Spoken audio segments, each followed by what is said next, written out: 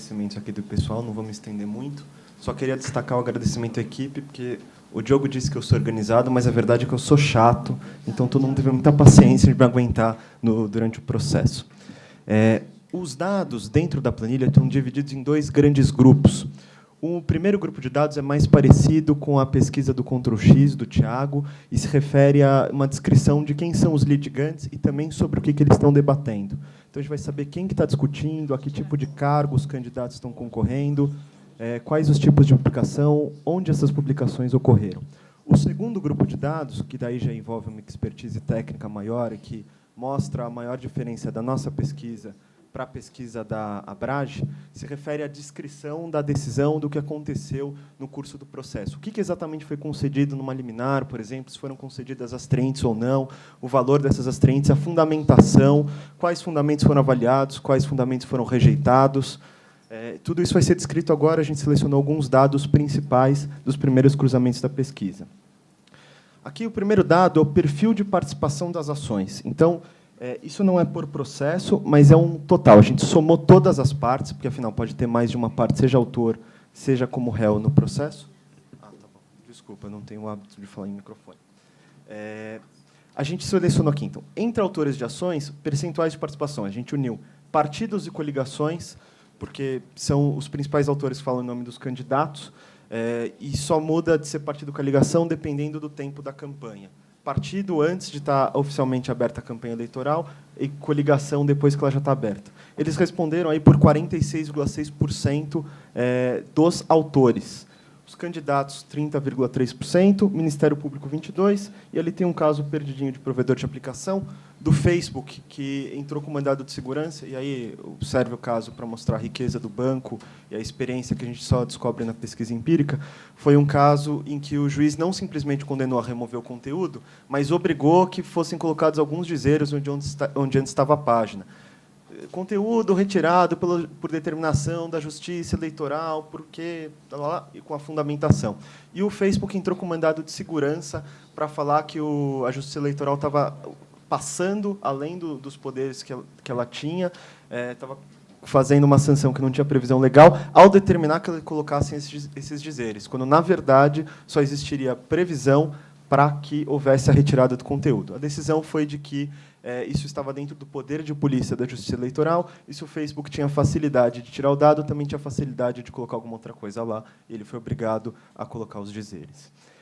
Aqui em réus, a gente vê que a esmagadora maioria dos réus são os candidatos, 43,5%, e tem várias outras categorias. Pessoa física e pessoa jurídica, eu gostaria de fazer uma explicação particular, são categorias residuais.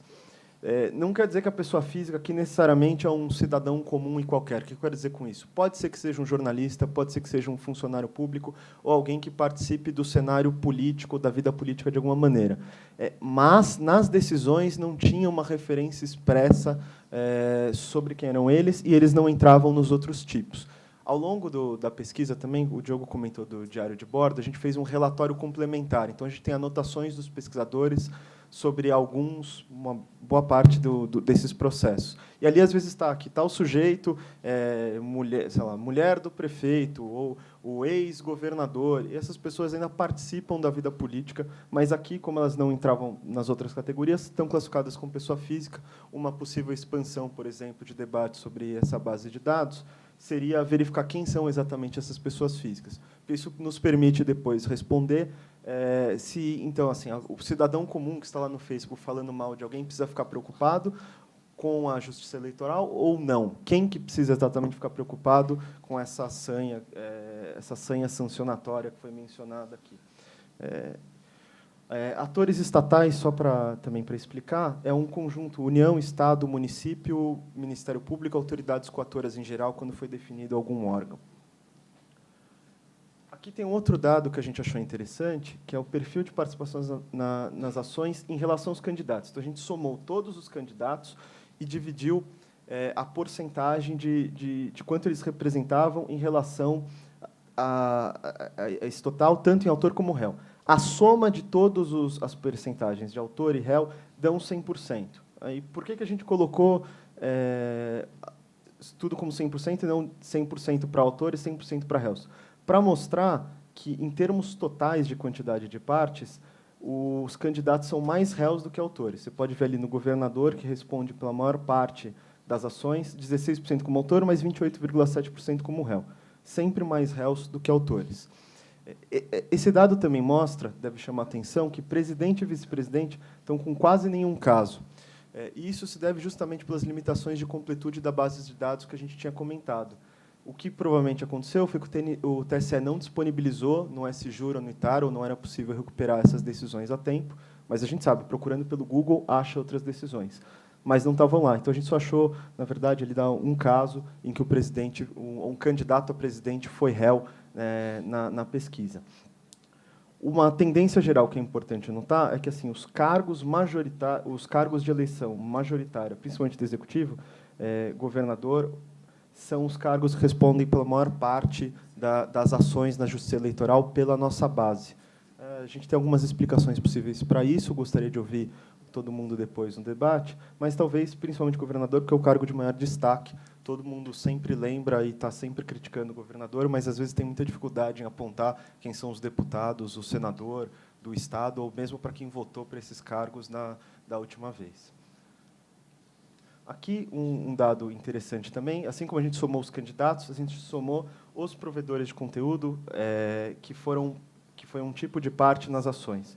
E, de longe, o Facebook foi o mais convocado para compor esses processos, para poder sempre ter a retirada de alguma página ou de alguma publicação na rede social. Mas também estão logo presentes o Google, Twitter, Instagram e o Tumblr. Aqui estão os dados de tipos de conteúdo, locais de publicação e tipos de publicação. A gente queria entender exatamente onde estavam acontecendo essas publicações e o que elas eram. Então, locais de publicação, grosso é rede social, mas a base também nos permitiu, e essa foi uma classificação que foi construída ao longo da pesquisa, ver que em todo tipo de local podia ocorrer uma publicação digital relevante que viesse a ser retirada ou motivar uma multa. Então, nós temos, de novo, categorias residuais, site, pessoa física e jurídica, mas até no site do Ministério Público ocorreu publicação que foi objeto de discussão da legislação eleitoral. Site da administração direta, um caso comum, o sujeito já é governador e está usando o site da administração para fazer uma publicação que se entende que é favorável a ele. Então, o sujeito entra e pede para tirar a publicação do site da administração direta. Outro caso interessante, o WhatsApp foi considerado um local de publicação. Apesar de ser meio peculiar, a gente teve por base na pesquisa a ideia geral de que a gente não estava tentando descrever ao máximo o que os juízes faziam. Então, se eles consideraram que o WhatsApp era um local de uma publicação digital relevante, a gente colocou aqui o WhatsApp. E um caso de buscador, que aí foi uma coisa mais próxima que o Thiago falou, em que pediram também uma instalação de filtro para evitar que determinada publicação aparecesse quando alguém entrasse para fazer a busca, já que é uma criatividade maior na retirada de conteúdo. Os tipos de publicação: texto, vídeo, texto, imagem, imagem, mas existem outras categorias que a gente descobriu ao longo da pesquisa que também foram interessantes. Por exemplo, o perfil de usuário. Às vezes, a pessoa não pede simplesmente tirar uma publicação, mas o perfil de usuário inteiro. Por exemplo, tirar um Dilma Bolada da vida do ar. Pesquisa de opinião, página oficial e não oficial de candidatos nas redes sociais. Página não oficial, por exemplo, teve um processo que discutia o perfil Glaze Indelicada, uma mistura de Gina Indelicada com a senadora Gleisi Hoffmann, foi objeto de discussão.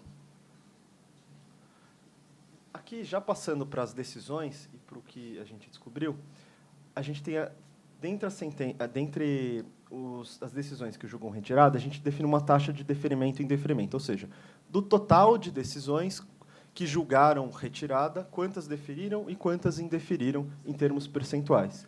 E o que a gente consegue observar é que existe uma tendência das liminares para os acórdãos, esses pedidos de retirada de conteúdo serem menos deferidos. É uma tendência leve, mas existe.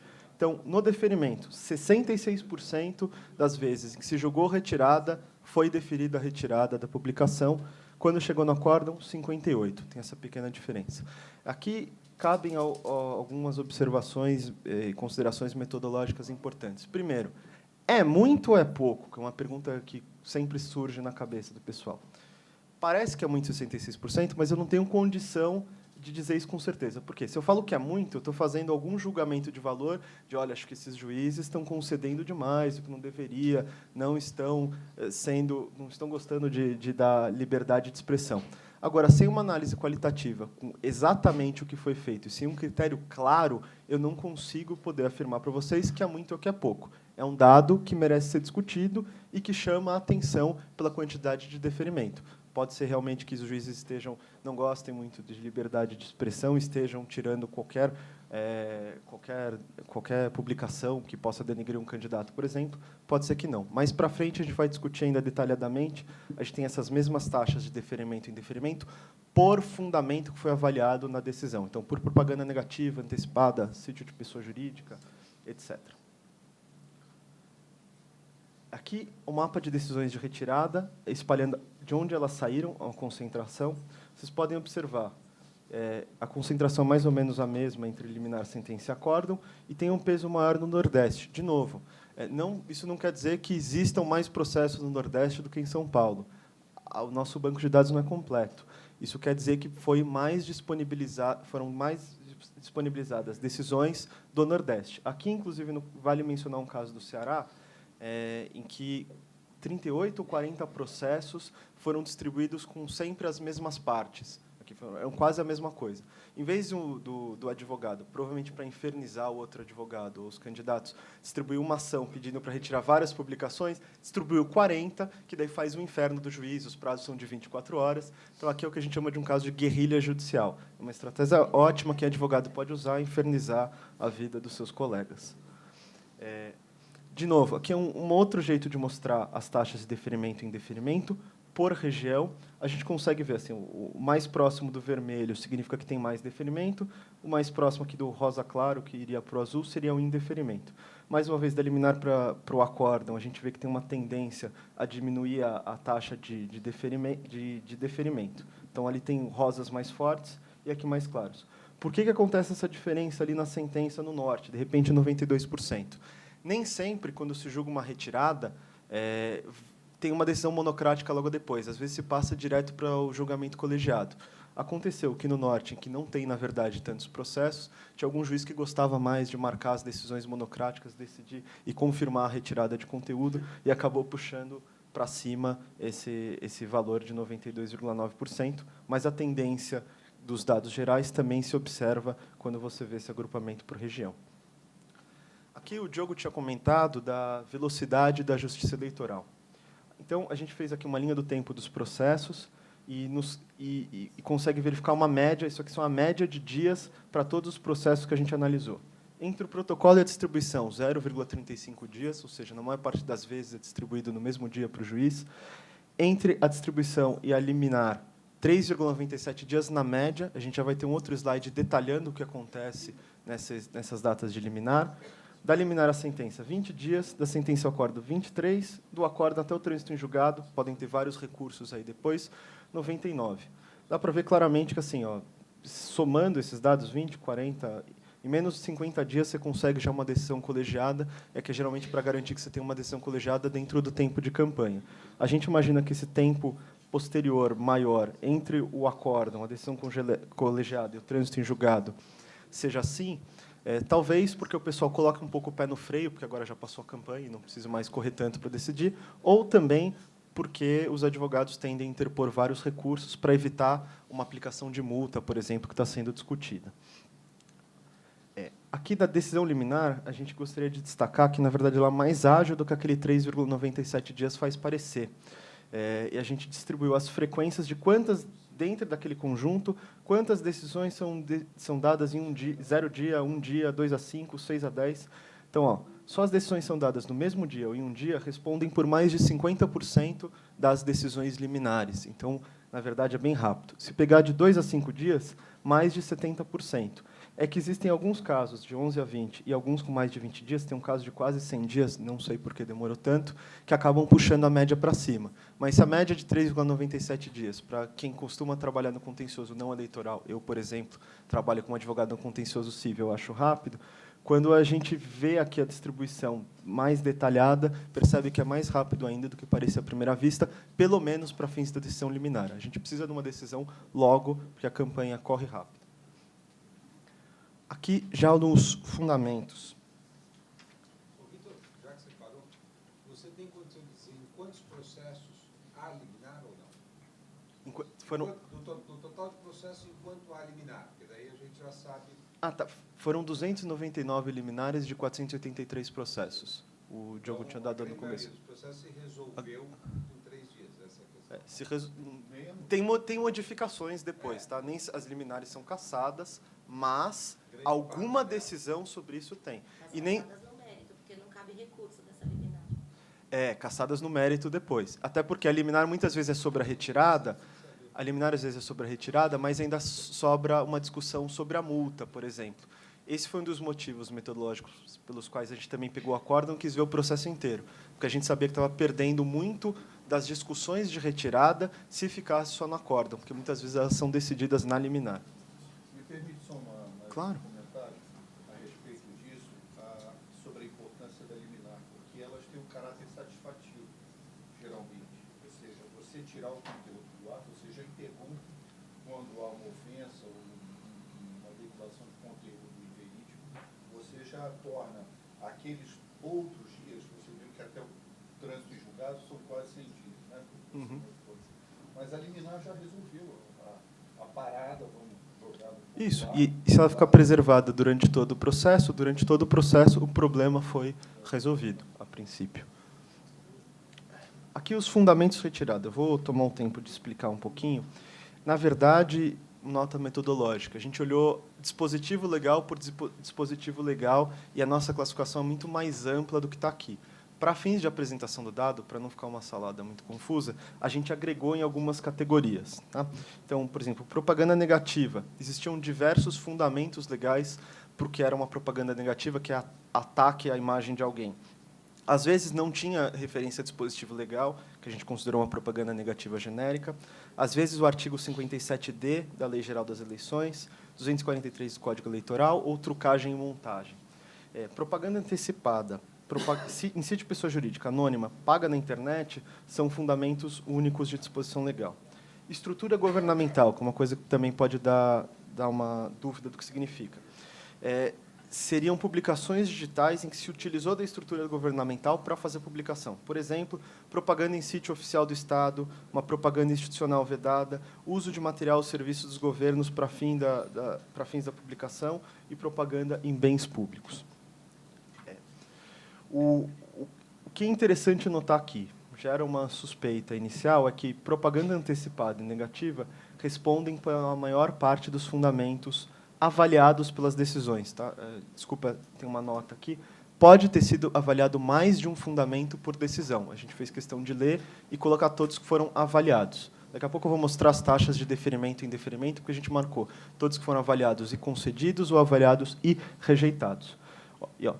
Isso aqui é um fundamento para a retirada. Também a gente fez questão de definir para cada sanção qual era o fundamento. Então, quando a gente for ver multa, vai ver que os fundamentos não necessariamente correspondem em termos percentuais a esses aqui. Tem uma explicação específica em relação às eleições de 2014.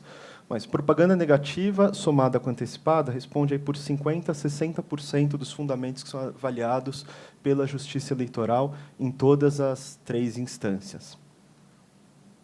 Aqui tem as taxas de deferimento e indeferimento, que também são interessantes de ver. A gente vai mostrar as taxas tanto da liminar para a multa e para o acórdão, para a liminar para a sentença e para o acórdão. Já adianto que a gente observa, no geral, mais ou menos a mesma tendência em relação à tendência geral de que tende a ter menos deferimento quando chega no acórdão, especialmente quando se trata de negativa e antecipada. Uma outra coisa interessante de analisar, uma interpretação possível, é que a gente consegue ver que propaganda negativa antecipada tem umas porcentagens um pouco mais equilibradas do que, por exemplo, propaganda em sítio de pessoa jurídica ou pesquisas em enquetes eleitorais. Por que isso acontece? Parte do motivo pode ser explicado porque tem muito mais casos de propaganda negativa antecipada, é uma possibilidade, ou 2, porque nem sempre o critério para avaliar se uma propaganda negativa extrapolou os limites da liberdade de expressão é claro. A gente não tem critérios lá muito definidos para o que se julga. Uma impressão nossa, lendo as decisões, é que, por exemplo, tinha alguns tribunais que, claramente, qualquer menção a um candidato que pudesse parecer minimamente satírica já era suficiente para que fosse feita a retirada, enquanto em outros tribunais, dependendo do juiz também, existia uma tolerância maior, se entendia que a sátira ou a crítica política fazia parte do jogo e, por isso, não devia ter retirada. Mas, de qualquer maneira, existe algum grau de subjetivismo nessa análise, não existem critérios tão claros, e por causa desses critérios que não são muito claros, a gente acha que existe uma tendência a esse equilíbrio em deferimento e indeferimento. Antecipado, apesar de ser alguma coisa clara, nem sempre é, porque o que constitui um pedido explícito de votos antes do início da campanha eleitoral também pode ser objeto de debate. Então, não é uma verificação tão simples. Aqui, só mudando os dados, vocês vão ver que seguem mais ou menos essa tendência. Algumas outras se agravam de pesquisas e enquetes eleitorais, quando se compara com o acórdão, mas propaganda negativa antecipada mantém esse equilíbrio entre deferimento e indeferimento. Fundamento para multa, também agregado nos mesmos fundamentos que eu tinha mencionado anteriormente. A gente vê que se inverte aqui, ó. Propaganda antecipada, de repente, passa a ser o maior fundamento para a aplicação das multas, e não mais a negativa.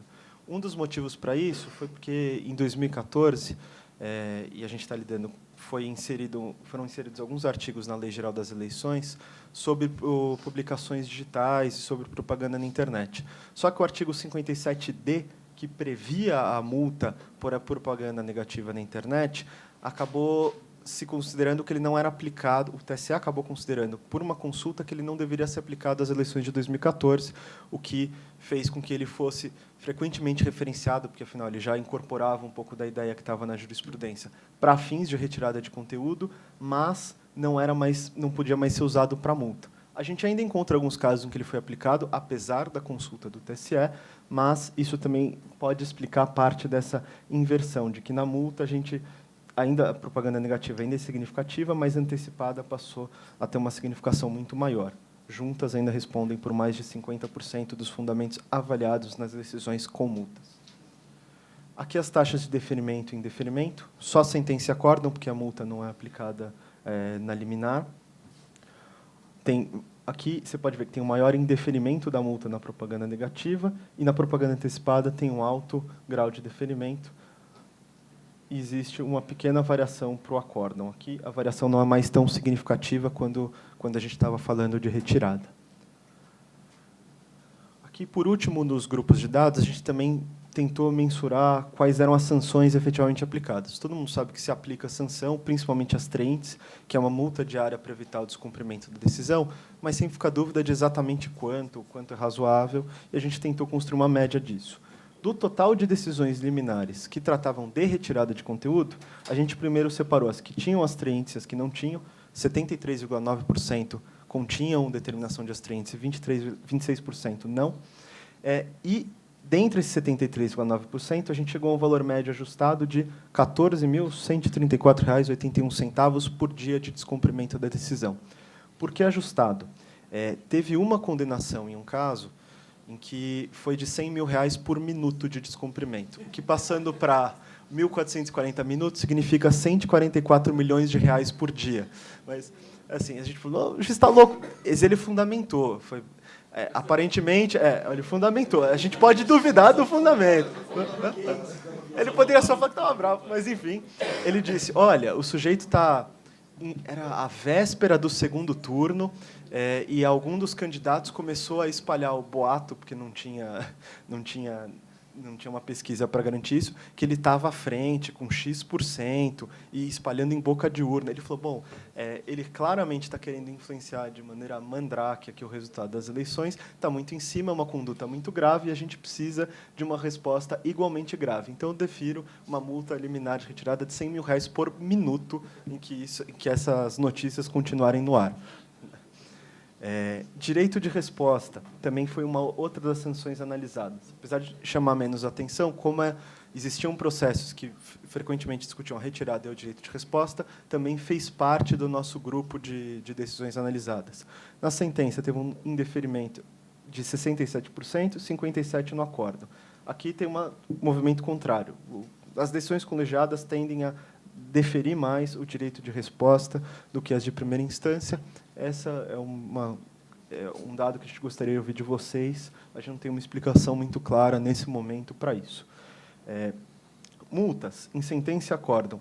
Muito parecido, ou seja, a gente tem uma tendência muito grande a manter o que foi decidido na decisão monocrática com relação à aplicação de multa excluindo astraentes, tá?